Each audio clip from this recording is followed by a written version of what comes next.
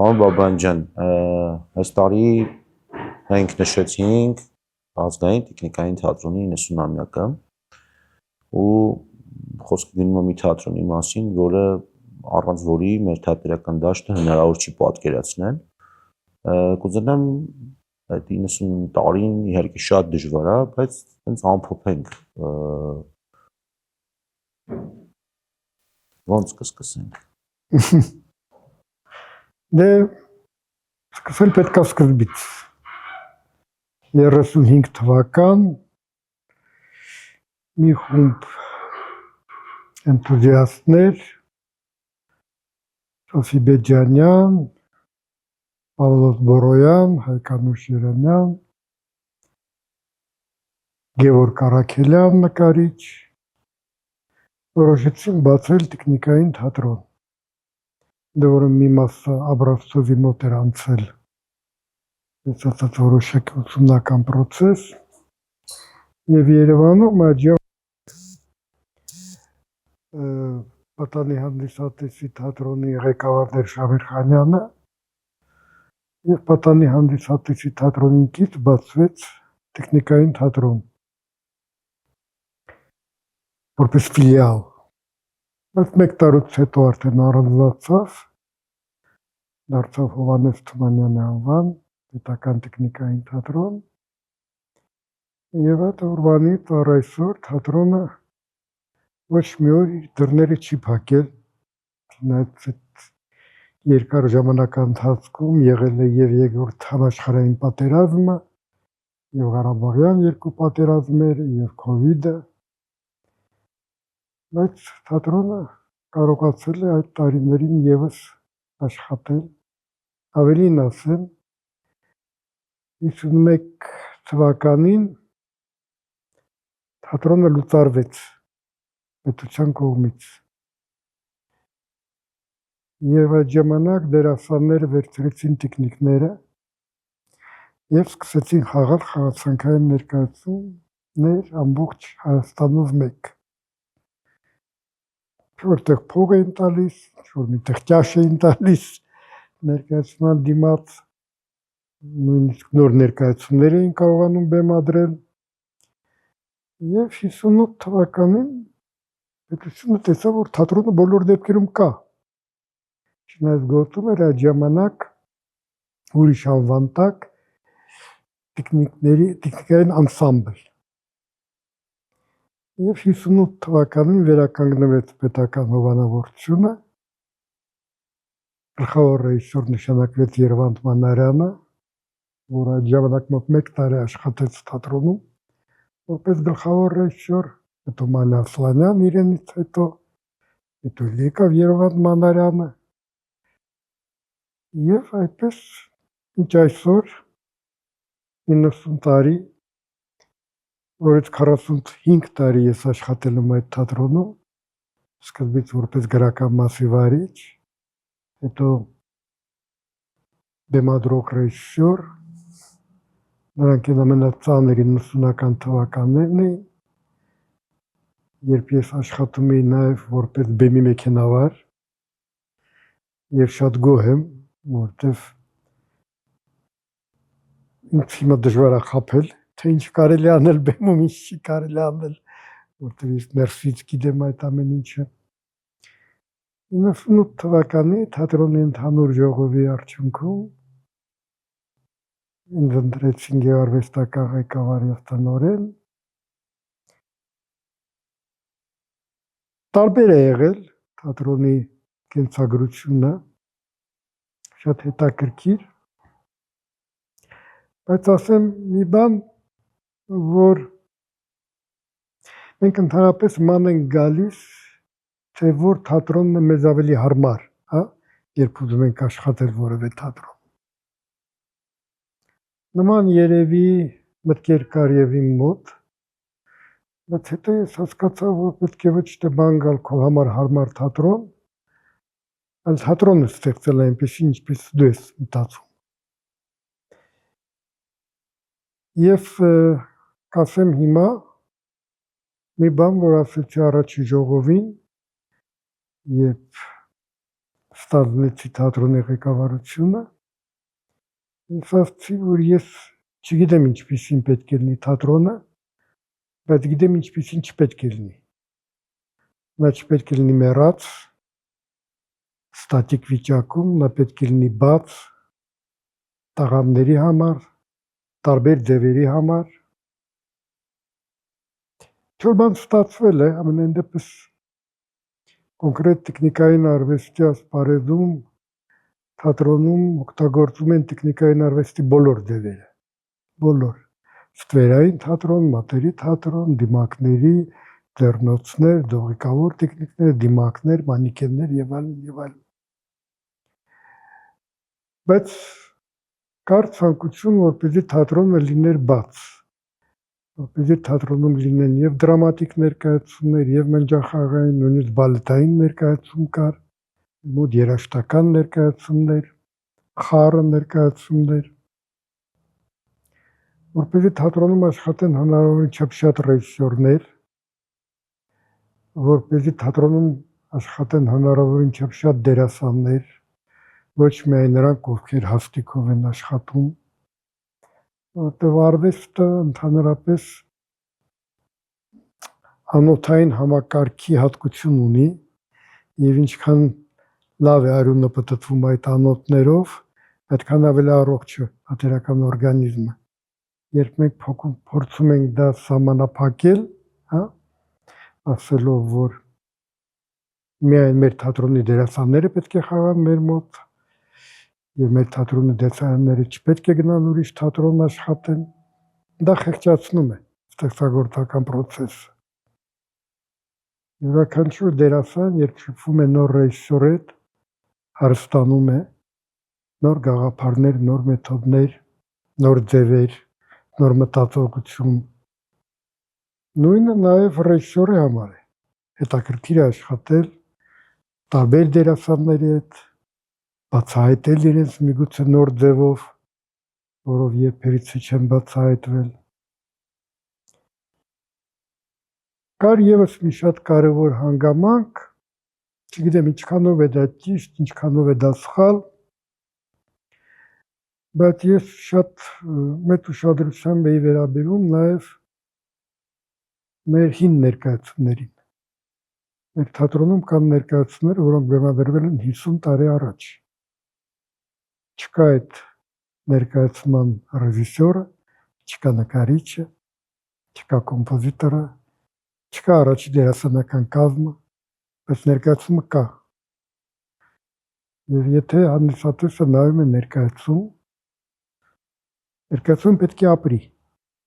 Ոչ ոք չի կարող անկեղծ ասած որոշել, թե ինչ երկարությամբ կյանք է տրված ներկայացմանը։ Եղել են ներկայացումներ, որ խաղացել ենք 3-4 անգամ եւ այլևս նրանք խաղացանքում տեղ չեն գտել, բայց ասեմ կան ներկայացումներ, որոնք արդեն մոտ 50 տարի թատրոնի խաղացանքում են։ Եվ գալիս են այդ ներկայացումները նայելու նաև հաճախակի հիմա այսօր տատիկները, պապիկները, թոռնիկներով, այն տատիկները, պապիկները, որոնք ժամանակին որպես երեխա նայել են ներկայացումները։ Եվս մի շատ կարևոր բան, այդ կարծիքը, որ տեխնիկային թատրոնը դա զուտ մանկական թատրոն է։ Իրականում տեխնիկային արվեստը գոյություն ունի մոտ 3000 տարի։ Մանկական ներկայացումները մոտ 120 տարի։ Եվ թատրոնի խաղացանքում կան նաև մեծահասակների ներկայացումներ եւ դրամատիկ եւ տեխնիկային։ Մենք բեմադրել ենք եւ Շեքսպիր, սխալների կատակերգություն, եւ Չեխովի շինելը եւ ուրիշ տարբեր ներկայացումներ, որտեղ ամբողջովին տեխնիկներով էր լուծված ներկայացումը։ Եվ կարծում եմ դա էլ է ճիշտ, որտեղ նախ ժամանակներն է փոխվում։ Եվ այսօրվա դերասանը եւ ռեժիսորը պետք է պահանջված լինեն։ Ինչքան ավելի շատ տարբեր թատերական ձևի են նրանք տիրապետում, այդքան ավելի մեծ է հնարավորությունը պահանջված լինելու։ Ես շատ ուրախ եմ, որ մեր դերասանները նաև նկարահանվում են, խաղում են ուրիշ թատրոններում դրամատիկ դերեր, որտեղ իրականում այդ բաժանումը այսօր այլևս չի գործում, քանի որ բազմաթիվ դրամատիկ ներկայացումներում մենք տեսնում ենք եւ պլաստիկ լուծումներ, եւ տեխնիկավարություն է գալիս։ Եվ այդ process-ը թատրոն ստեղծելու նաև համընկավ իմ որպես դասախոս պրակտիկայի հետ եւ շատ բան այդ ժամանակ էլ է սկսում հասկանալ։ Կարծում եմ նաև շատ կարևոր է, ամեն դեպս իմ համար կարևոր էր այդ ժամանակընթացքը, երբ ես անցա դասավանդման, որտեղ երիտասարդների հետ շփվելը շատ մեծ նշանակություն ունի։ Դու զգում ես ժամանակի զարկերակ։ Այո, միգուցե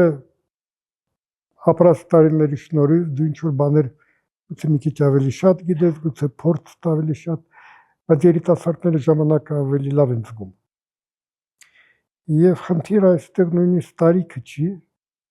որտեղ թատրոնում պետք է աշխատեն միայն երիտասարդներ, բայց հոգով երիտասարդներ։ Լինում են երիտասարդներ, որոնք արդեն 30 տարեկանում անհետաքրքիր են։ Լինում են երիտասարդներ, ինչպես մենք ենք ասում, որոնք ծեր են ծնվել։ Բայց լինում են մարդիկ 70-անց, որոնք շատ ժիր են եւ շատ բաց են։ Ինքը թատրոնը վերջի վերջո շատ բաց արվեստ է, որովհետև նա չունի անցյալ, չունի ապագա, նա ունի միայն ներկա։ Այս պահին է ստեղծում ներկայացումը եւ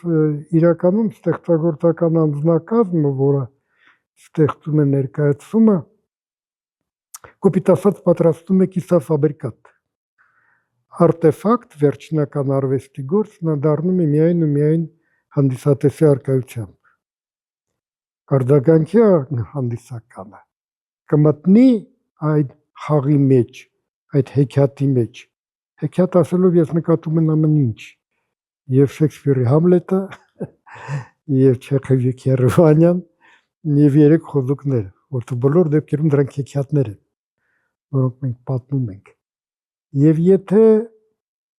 քո ներկայացման ժամանակ հանդիսատեսի երևակայությունը եւս սկսում է աշխատել,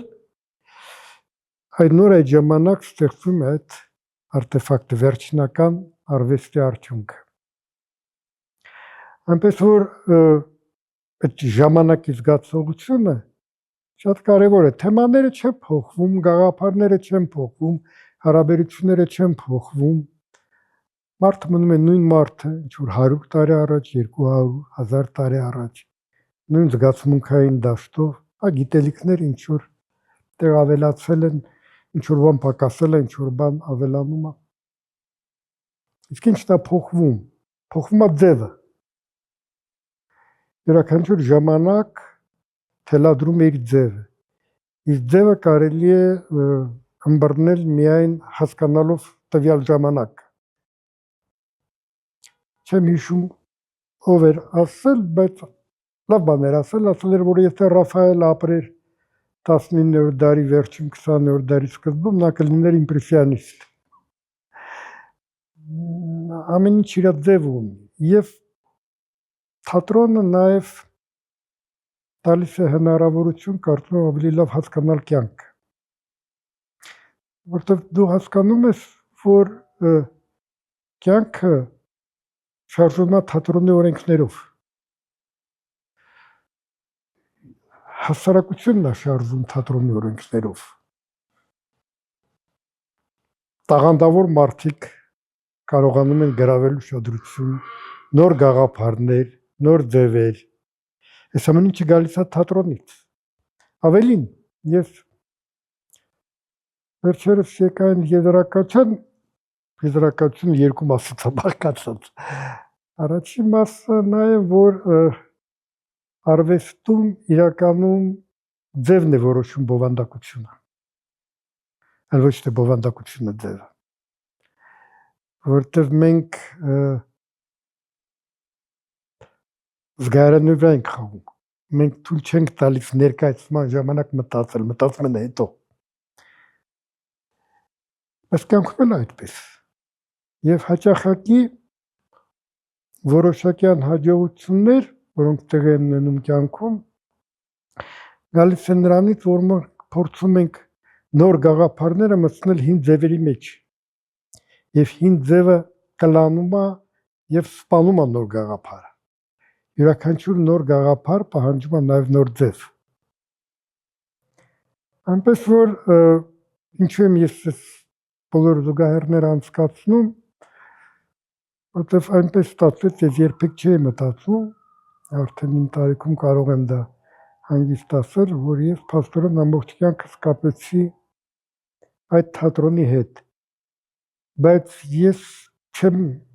մտածում, որ ինչ որտեղ ձանձրացել եմ նրանից, որ հանուն թատրոնում եմ աշխատում, ես շատ քիչ բեմադրություններ եմ արել ուրիշ թատրոններում, մատերի վրա կարելի է հաշվել։ Միշտ հետաքրքիր է եղել, որտեղ կարողացել ես այս նույն թատրոնում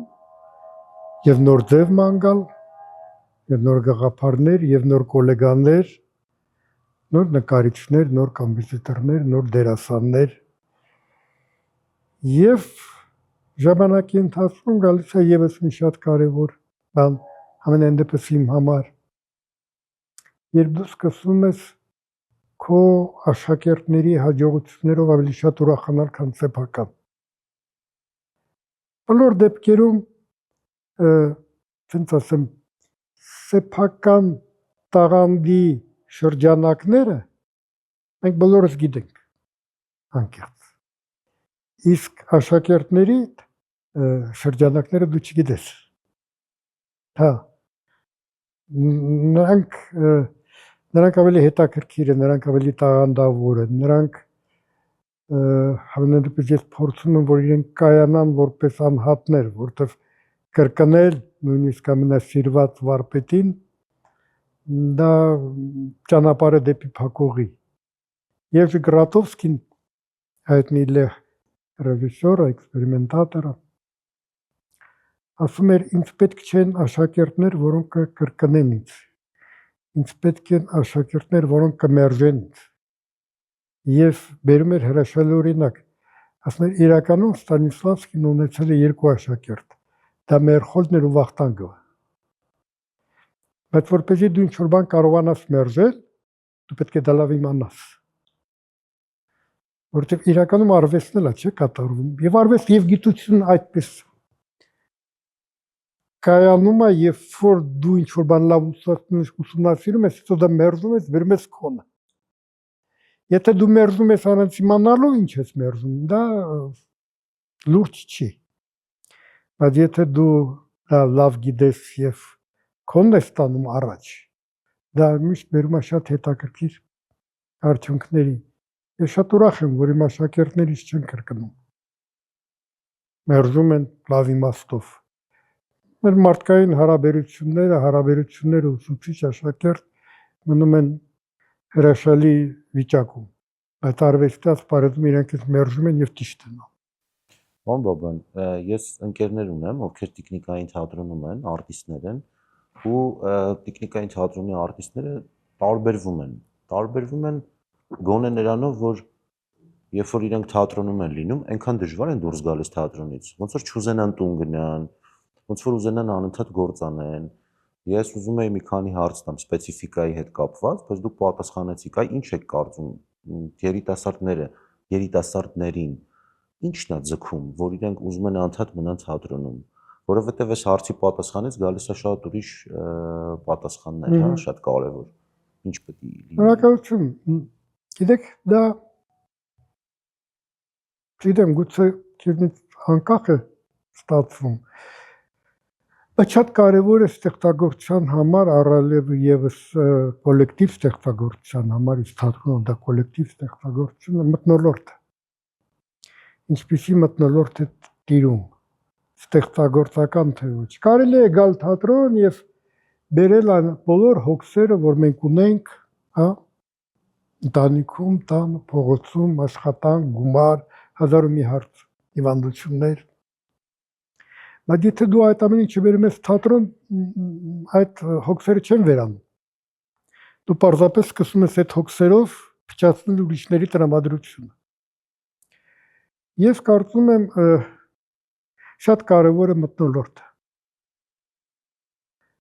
Մթնոլորտը պետք է լինի գործնական եւ բարի դրացիական։ Մենք կարող ենք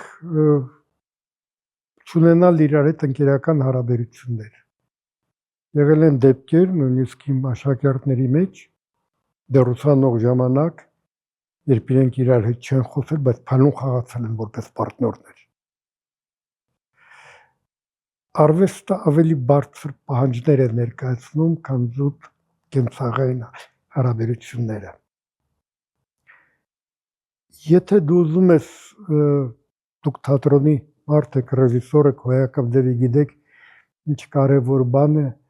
էներգետիկան, հա, որը դու ստանում ես դահլիճից, գոլեգայից։ Դու ինքդ ես ոգևորվում եւ սկսում ես ավելի լավ ստեղծագործել։ Այ եթե դու ուզում ես այդ էներգետիկան ստանալ, դու ինքդ պետք է դա տաս։ Քո շահից է դա դուրս գալիս։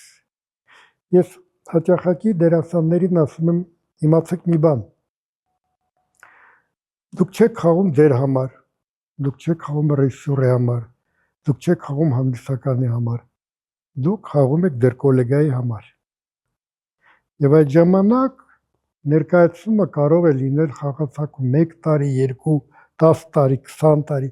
եւ ամեն անգամ լինի հետաքրքիր, որտեվ եթե ես խաղում եմ իմ խաղընկերոջ համար, ես արձագանքում եմ ամեն մի նոր նյուանսին, նա է արձագանքում, եւ մեր համար ամեն անգամ հետաքրքիր է, որտեվ մենք կգանք շատ կոշտ շրջանակներում պիեսի, բայց ամեն անգամ մի նոր բան կբերենք։ Ինչու են դերասանները նախընտրում ավելի շատ թատրոն զուտ ստեղծագործական առումով, քան ասենք թե կինոն։ Չէ՞, այս կինոն փառք է բերում, գումար է բերում ավելի շատ, բայց երևի դուք էլ եք լսել, որ հաճախակի դերասանները, որոնք նկարվում են ֆիլմում, ասում են ու նայում են, ասում են, այ ես հիմա մի քիչ ուրիշ ձևով կխաղայի։ Մի բան պակաս է էլի Հա, այդ ֆրազը։ այ այսօր մի քիչ ուրիշ ձևով։ Այդ թատրոնում այդ մի քիչ ուրիշ ձևով խաղալու հնարավորությունը կա։ Միշտ կա։ Եվ շատ կենթանի արվեստ է, դրա համար եմ ասում։ Նայեք, դուք կարող եք գրել գիրք, այդ գիրքը կարող է վեպ, այդ վեպը կարող է ոչ ոք չկարդալ, 10 տարի հետո գա իր ընթերցողը։ Նույնը գեղանկարչության մեջ, նույնը երաժշտության մեջ, թատրոնում անհնարին է դա։ Միայն այսօր։ Դուք չեք կարող ասել, ես այսօր կբեմադրեմ, իսկ մի տարից հետո կգա իմ հանդիսականը։ Ոչ, նա կամ այսօր է, կամ չկա։ Սա է առանձնահատկությունը, սա է նաև դժվարությունը, սա է նաև բազմաթիվ վտանգներ իր հետ բերող, բայց այստեղ է նաև հետաքրքրությունը, որտեղ երբ դու շփվում ես կենթանի արվեստի հետ, դա շատ հետաքրքիր է։ Հաճախակի լինում են նույնիսկ մեծ անակնկալներ, երբ դու իմ մոտ համենայնպես հաճախակի է եղել, երբ դերասանը հանկարծակի այնպիսի մի ձևով է բացում կերպարը, որ դու չես մտածում։ Կամ ինչ-որ բան ես արել, զուտ ինտուիտիվ, հետո գալիս են թատերագետները կամ կոլեգաները եւ սկսում են այնպիսի շերտեր տեսնել, որ դու չես էլ մտածել։ Եվ դա վատ չի, դա լավ է, որտեվ իրականում յուրաքանչյուր արվեստ, ինչպես եւ յուրաքանչյուր մարդ շատ խորն է։ Մենք ինքներս մեզ լավ չգիտենք, թե ինչքան մենք խորն ենք, որտեվ յուրաքանչյուր մարդ տիեզերք է, իսկ տիեզերքը սահման չունի։ Մենք էլ սահման չունենք։ Եվ իրականում մեզ մոտ կա, մեր մեջ կա ավելի շուտ ամեն ինչ։ Եվ լավ կողմեր, եւ վատ կողմեր, եւ չբացահայտված կողմեր, եւ դիմակային կերպարներ, երբ մենք ուզում ենք, որ մեզ ընկալեն այս դիմակով, չնայած մենք այդպեսին չենք, եւ հաճախակի կորցնում ենք սեփական եսի։ Սեփական եսը գտնելը ընդհանրապես բարդ է։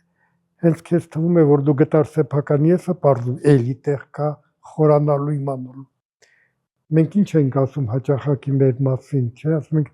ես ինքս չէի պատկերացնում, որ նման ձևով կվարվեմ կամ կարձագանքեմ կամ կմտածեմ կամ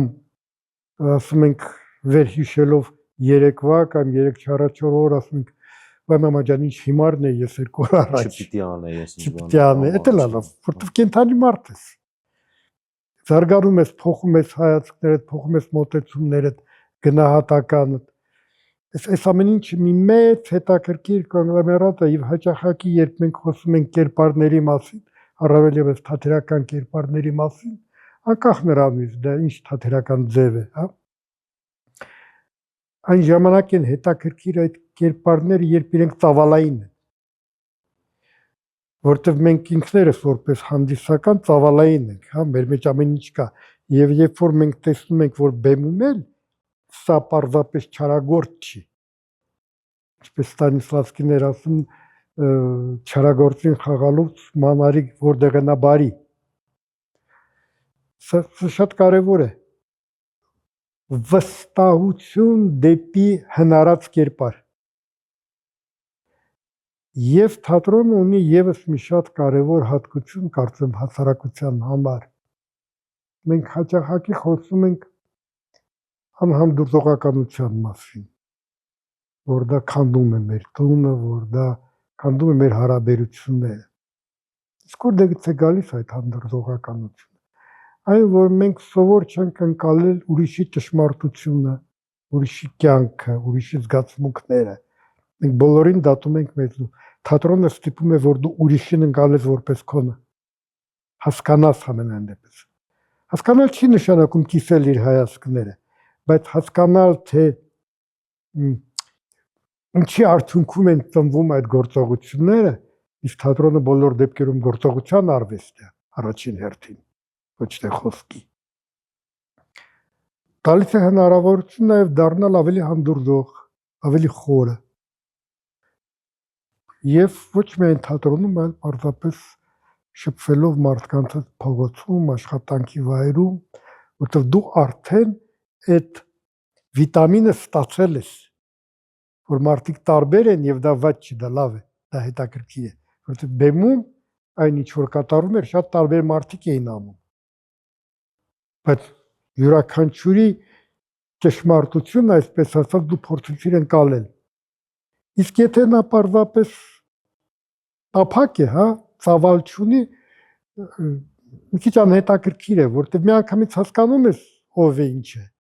Եվ այլևս չի հետաքրքրում, չես հասկանում, մի ժամ դու ինչ ես տամ, դե պարզ էր էլի,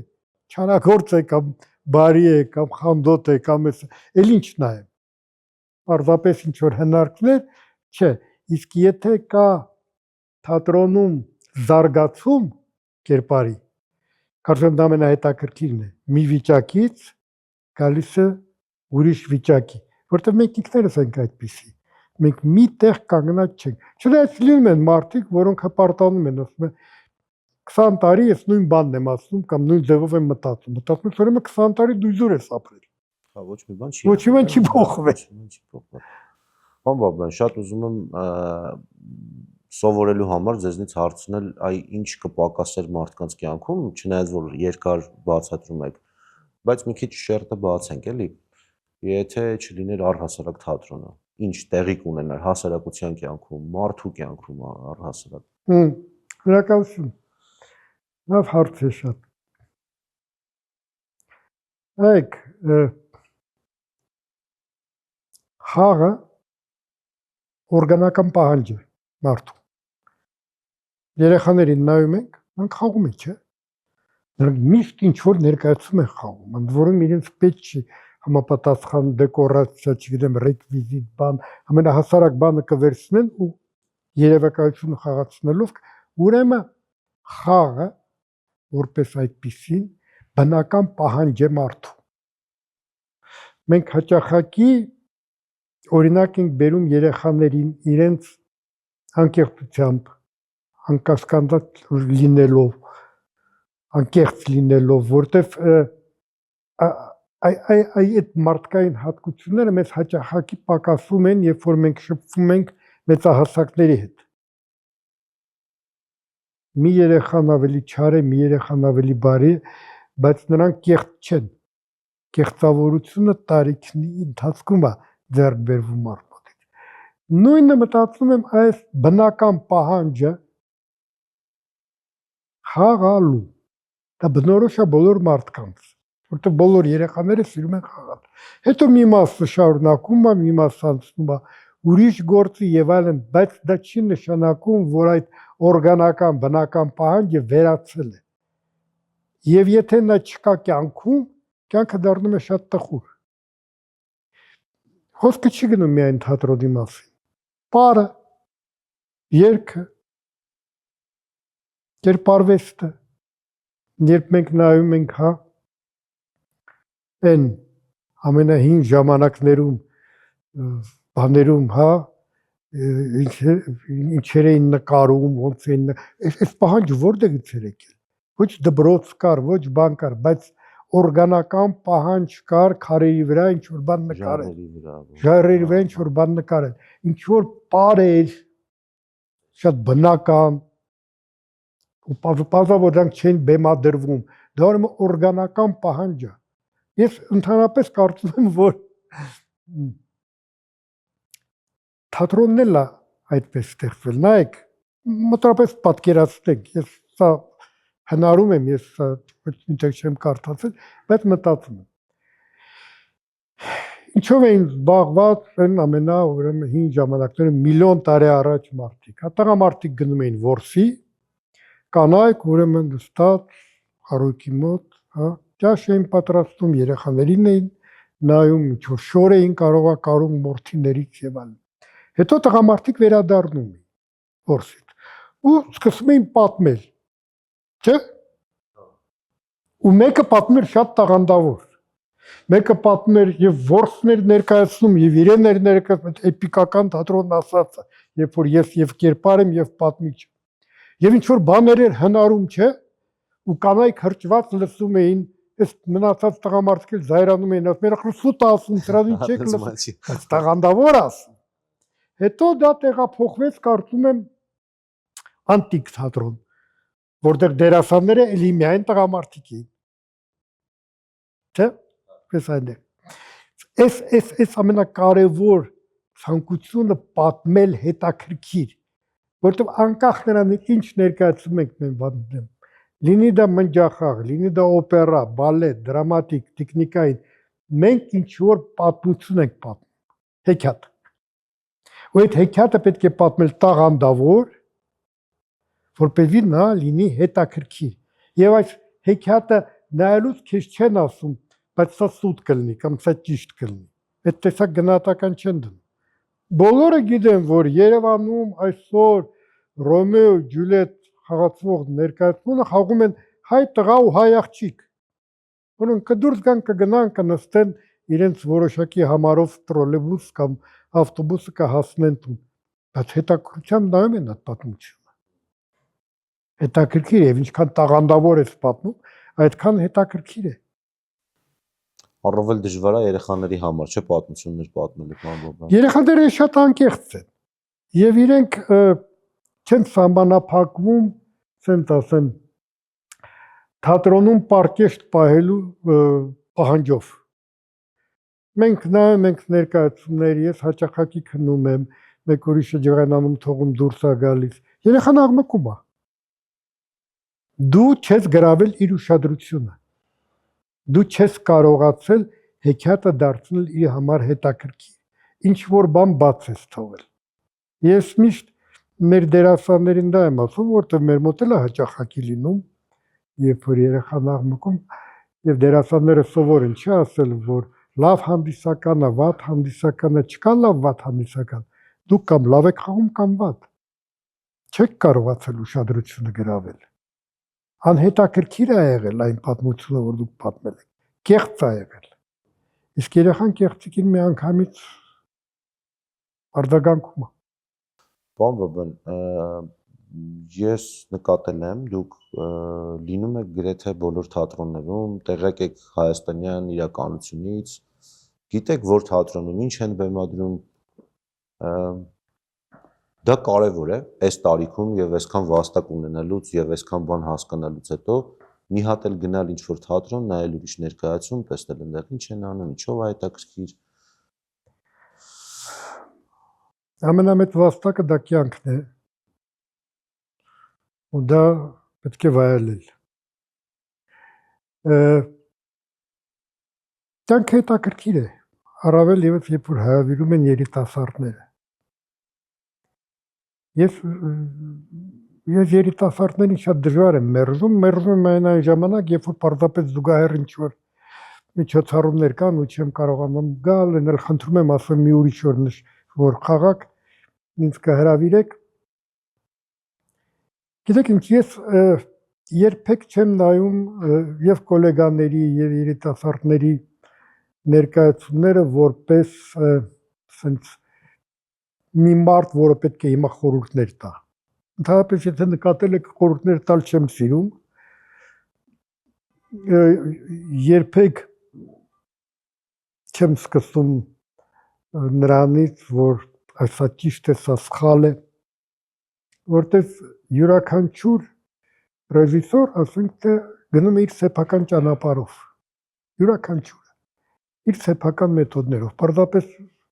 կան ռեժիսորներ, որ դա գրի են առնում եւ ստեղծում են մեթոդաբանություն կամ սիստեմ, իսկ դեռ յուրաքանչյուր իր ճանապարհով եւ կա մի շատ կարեւոր հանգամանք, երբ պարզապես ինձ հարցնում են կարծիք, Էլ ճիշտ ասած չեմ սիրում, երբ որ ներկայացումից մի անգամից հետո հարցում են, դες դուր եկավ։ Ախր դե տոնա մարդու համար, հիմա պետք է ասես դուր եկավ, չէ՞, բայց իրականում այդպես։ Ես փորձում եմ խոսել ելնելով ոչ թե իմ սեփական հայացքներից, այլ ձեր մոտեցումներից, ձեր օրենքներից։ Պուշկինը մի շատ լավ արտահայտություն ուներ, ասում էր արվեստագետին կարելի է դատել միայն այն օրենքներով, որը ինքն իր վրա սահմանել է։ Ես իրանք չունեմ դատել ձեզ իմ օրենքներով։ Իմ օրենքները իմ համար են։ Իմ մեկնաբանությունը դա իմ մեկնաբանությունն է։ Ես իրանք չունեմ ձեզ պարտադրել մտածել ինպես։ Այ եթե ես կարողանում եմ հասկանալ, ասենք թե ձեր մտադրությունը, ձեր մոտիվացիան, ձեր մեկնաբանությունը եւ ելնելով դրանից տալ որոշակի խորհուրդներ կամ պարզապես հարցեր, որոնք ստիպված եմ տալ, որպեսզի ինքս ինչ-որ բան հասկանամ, գուցե ինչ-որ բան հուշեմ, բայց միայն ու միայն ձեր կոնցեպտի մեջ։ Այդ ժամանակ համարում եմ, որ այդ խոսությունը հետաքրքիր է եւ կայանում է եւ գուցե պիտանի է։ Եվ հետո կյանքը շատ հետաքրքիր բան է։ Առավել ևս երբ դու շփվում ես երիտասարդների հետ, որտեղ դու միշտ քո համար բացում ես ինչ-որ մի նոր երևույթ։ Եվ կարևոր չի, որ դա լինի ուրեմն արդեն ցենց վարպետության, ցենց բանի տակ, հա, ամբողջովին բացարձակապես։ Նույնիսկ եթե նայում ես ներկայացում, որը միգուցե այդքան էլ հաջողված չի, իսկ հաջողվածի մասին անձամբ իմ ներկայացումների մասին ես կարող եմ պարզապես նշել մի 2-3, որ համարում եմ, որ հաջողված է։ Բայց եթե տեսնում ես այդտեղ ինչ-որ մի հետաքրքիր բան, անկեղծ ասեմ, դա իմ համար բավական է։ Հետո կգա, կավելանա կամ չի գա, կարևոր չի, բայց ուրեմն ես մարդու մեջ չկա հետաքրքիր։ Կարող է չի ստացվել տանել դա միջև վերջ, բացահայտվել ուրիշ կերպարների մեջ եւ այլն, բայց ինչ-որ մի հետաքրքիր բան գտել է։ Սա արդեն պետք է նկատել եւ գնահատել։ Որտեվ տաղանդը նույնիսկ փոքրիկ մի արտահայտչա միջոցով արդեն արժանի է, որ դու դա նկատես եւ նշես։ Անտաղանդների մասին խոսքը չի գնում, այնտեղ ուրիշ օրենքներ են խաղում, հիմնականում պաշտոնական տարբեր բաների հետ, օղակների հետ, իսկ երիտասարդները ուրիշ թթվածնում են շնչում։ Ուր է գնում այսօր մեր հայ թատրոնը։ Տարբեր է։ Տարբեր է, դա լավ է։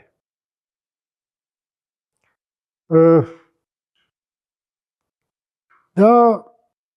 սովետական միության առաջ տարիներին փորձեցին 20-ական թվականներին ավելի շուտ փորձեցին գտնել այսպես ասած մի ճիշտ ձև եւ բոլորին ենթարկել այդ ձևի։ Դա տեղի ունեցավ եւ գրականության մեջ, եւ թատրոնի մեջ, երբ որ ուրեմն Ստանիսլավսկու սիստեմը գնաց առաջ, եւ այդպես ցավոք սրտի տարիներ շարունակ դա գնում էր։ Նայեք, նույնիսկ ձևի տեսակետից թատրոնը ընկալվում է զուտ որպես այդ իտալական շենքային դասական ձևի թատրոն, բայց թատրոնները շատ տարբեր են եւ ժամանակակից թատերական բեմերը նրանք շատ դինամիկ են, նրանք փոխվող են հարթակները, այս դալիճն է փոխվում, աթոռների տեղերը, ամեն ինչ։ Ես նույնիսկ ունեմ մի առաջադրանք, մի կիսամյակ նվիրում եմ դրան իմ ուսանողների հետ, երբ տալիս եմ իրենց որևէ հեղինակի եւ ասում եմ բեմադրեք մի հատված, բայց ոչ բեմում, որովհետեւ թատրոնը դա պարտադիր բեմը չի։ Թատրոնը դա այն միջավայրն է, այն գործողությունն է, այն հարաբերությունը, որը դու ինքդ ես ստեղծում, որտեղ կուզես, եւ ես գալիս եմ եւ տեսնում եմ, որ սա թատրոն է։ Եվ այսօրվա Հայաստանում նախ մենք մեր թատրոնում սկսեցինք դա անել, բացեցինք փոքր բեմ, սկսեցինք ներկայացումներ անել ետնաբեմում, փորձասենյակում, բալկոնում, նախասրահում, բուֆետային մասում, աստիճանների վրա եւ այլն, որտեղ ամենտեղ էլ թատրոն է։ Հետո սկսեցին բացվել ուրիշ թատրոններ արդեն ֆորմատում։ Այս տանիքում թատրոնը։ Եվ սա ունեցավ շարունակություն, մի քանի տանիքում եւս սկսեցին ինչ-որ թատերական ներկայացումներ խաղալ։ Ազատ բակային թատրոն, բացօթյա, շրջիկները շատացան։ Ես գիտեք, մի բան պետք է երևի հասկանալ, որ թատրոնը իրականում մասսայական արվեստ չի։ Եվ յուրաքանչյուր հանդիսատեսը պետք է կարողանա ընտրություն անել, թե ինչն է իրեն ավելի հարազատ, որտեղ գնալ։ Կարող է ինչ-որ մեկին դուր գա, մյուսին դուր չգա։ Մենք ունենք շատ հետաքրքիր ներկայացումներ, որոնք բազմաթիվ միջազգային փառատոների են մասնակցել, մրցանակներ են ստացել, բայց Երևանում քիչ հանդիսատես է գալիս։ Ինչով է դա պայմանավորված, բաբան։ Չգիտեմ ինչով է դա պայմանավորված, գուցե քիչ են տեսել, քիչ են շփվել, բայց բոլոր դեպքերում այդ ներկայացումները այդքան էլ եկամուտ չեն բերում, բայց ես միշտ ասում Հայաստանի Հանրապետությունում յուրաքանչյուր քաղաքացի իր արևի կտորի իրավունք ունի։ Եթե 10 հոգի գալիս է այդ ներկայացումն, այդ 10 հոգին պետք է տեսնի իր ուզածը։ Գուցե նա չգնա եւ չնայ այն ներկայացումը, որը հավաքում է 700 կամ 800 հոգի։ Գուցե դա իր ճաշակով չի։ Մենք չենք կարող միայն քանակով լուծել արվեստի գործի ուրեմն բան արժեքը։ Ես կարծում եմ, որ նայեք, լավ հարց տվեցիք, ինչով է բացատրվում։ Արվեստը ընդհանրապես մենք խոսեցինք, չէ, որ դա երկխոսություն է ընթերցողի հետ, հանդիսականի հետ, ունկնդրի հետ։ Ուրեմն կարելի է ասել, որ արվեստը դա երկկողմանի ճանապարհ է։ Եվ արվեստագետը պետք է անցնի դեպի հանդիսական, եւ հանդիսականը պետք է անցնի ճանապարհը դեպի արվեստ։ Շատ երկար տարիներ քարոզվում էր, որ դե ժողովուրդը բոլոր հարցերում ճիշտ է։ Եթե ժողովուրդը ճիշտ է, հանդիսատեսն մի կողմից, ուրեմն եթե հանդիսատեսը թելադրեց իր ճաշակը այստեղ, ուրեմն դա ճիշտ է, ոչ։ Բացարձակապես ճիշտ չի։ Եթե հիմա մենք հանենք փողոցում ինչ-որ միտեղ դնենք Դանայայի նկարը Ռեմբրանտի ինչ ռեպլիկներ կլսենք Տարբեր, ամոթալի երևի։ ով է մեղավոր Ռեմբրանտը, չէ։ Ուրեմն այս ճանապարհը պետք է անցնել։ Այդ բացօթյա սիմֆոնիկ համերգները, որոնք այդքան տարածված են Եվրոպայում, որը շատ կարևոր է։ Այդ դասական երաժշտությունը, որը մարդը կարող է լսել լիֆտում, այգիներում եւ այլն, դպրոցը, որը պետք է սովորեցնի ազատ ընկալել արվեստ, այլ ոչ թե տեղափոխել դա դնել շրջանակների մեջ եւ տալ զուտ գաղափարական իմաստ այդ ամեն ինչին։ Բոլոր գաղափարները սնկանում են շատ արագ եւ անհետաքրքիր են, հետաքրքիրը մարդու կյանքն է։ Այ հիմա լավ նախաձեռնություն են արել դպրոցականների համար գրքեր են հրատարակում արվեստի վերաբերյալ եւ շատ հետաքրքիր լավ հոդվածներ են գրում այնտեղ։ Բայց եկավ երկրորդ փուլը դրա։ Իսկ ով է դա դասավանդելու։ Դա էլ է շատ կարևոր, որովհետեւ ամենահետաքրքիր առարկան կարելի է այնպես մատուցել, ես անկեղծ ասեմ, երբ գալիս են աշակերտները ընդունվում են առաջի կուրս, հիմնականում ես զբաղված եմ նրանով, որ փորձում եմ, որ իրենք մոռանան ամենը, ինչ իրենք սովորել են դպրոցում գրականության տեսակետից, որովհետեւ այսպես կոշտ շրջանակների մեջ է։ Դեպի պատմություն, բան ու տպավորություն է, որ դա այսօրվա հետ ոչ մի կապ չունի։ Լավ գործը միշտ էլ կապ ունի։ Ռոմեո ու Ջուլիետը այսօր ակտուալ չի, շատ ակտուալ է։ Համլետը ակտուալ չի։ Միշտ։ Երեք խոզուկն ակտուալ։ Ուզում ես թշնամի տունը չմտնի, քարից պատրաստի տունը։ Տերևից եւ ճյուղերից պատրաստած տունը չի պաշտպանի քեզ։ Եթե քարից պատրաստես եւ եղբայրներից կփրկես եւ գալին կպատժես։ Պարզ հեքիաթ, անգլիական ժողովրդական հեքիաթ։ Բայց ինչ իմաստ է մեջը։ Այս ամեն ինչը նաեւ բացատրել է պետք։ Մինչեւ թատրոն գնալը խոսել է պետք։ Թատրոն ներկայացում նայելուց ես դպրոցականների նկատ ունեմ։ Ներկայացում նայելուց հետո էլի խոսել է պետք, վերլուծել է պետք, հարցնել է պետք ու ոչ թե, ասենց ասեմ, ոչ թե պատասխաններ պարտադրել է պետք, այլ փորձել հարցեր տալ, փորձել հարցեր կորզել, որտեղ ամբողջ կրթական համակարգի սնանկությունը նրա մեջ է, որ տալիս են պատրաստի պատասխաններ եւ պահանջում են ոչ մի քայլ աջ, ոչ մի քայլ ձախ, բայց մենք տեսնում ենք, որ հաջողության են հասնում այն մարդիկ, որոնք ունեն կրիտիկական մտածողություն, որոնք փորձում են ամեն ինչ վերլուծել, համեմատել, սեփական ուղեղով հասնել, ոչինչ սխալների միջոցով թող լինի, բայց թող դա լինի սեփական կարծիքը, որտեվ երբ որ դա սեփական կարծիք է, դա շատ ամուր է։ Իսկ երբ որ դա պարտադրված կարծիք է, շատ հետո կհայտնվի ինչ-որ մեկը, որ ավելի մեծ ուժով կպարտադրի ուրիշ կարծիք։ Իսկ քանի որ սեփականը չկա, դու ուրիշին ես վերցրել, դու կվերցնես հետո նա։ Չի լինի, ինքնություն չի լինի։ Այո, եւ ինքնություն չի լինի։ Վերջերս երբ մենք խոսում ենք ազատ հասարակության մասին, ազատ երկրի մասին, ինչ է դա абստրակտ հասկացողություն է։ Ազատ հասարակությունը դա ազատ մարդկանց հասարակություն է։ Անհատների յուրաքանչյուրը, որտեղ արվեստն է այդպեսին։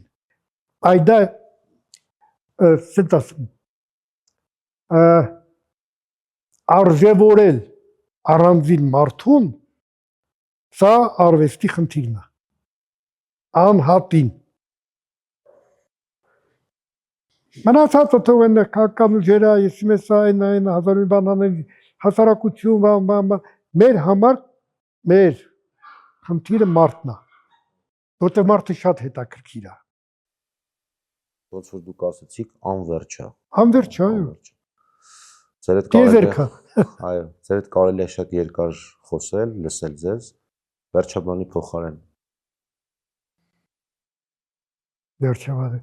Կյանքը հետաքրքիր է։ Եվ երբեք չի լինում այնպես, որ այդ հետաքրքրությունը ինչ որտեղ սահմանափակվում է։ Մի բան միայն կուզենամ ասել, միգուցե նայեք, մենք ասում ենք, որ տիեզերքը անվերջը, չէ։ Մենք չենք ասում, բոլորն էլ ասում են, գիտեն դա։ Իսկ եթե տիեզերքը սահման չունի, մենք որտեղ ենք գտնվում, յուրաքանչյուրս, կենտրոնում։ Եկեք մեզ զգանք տիեզերքի կենտրոնում կանգնած մարդիկ։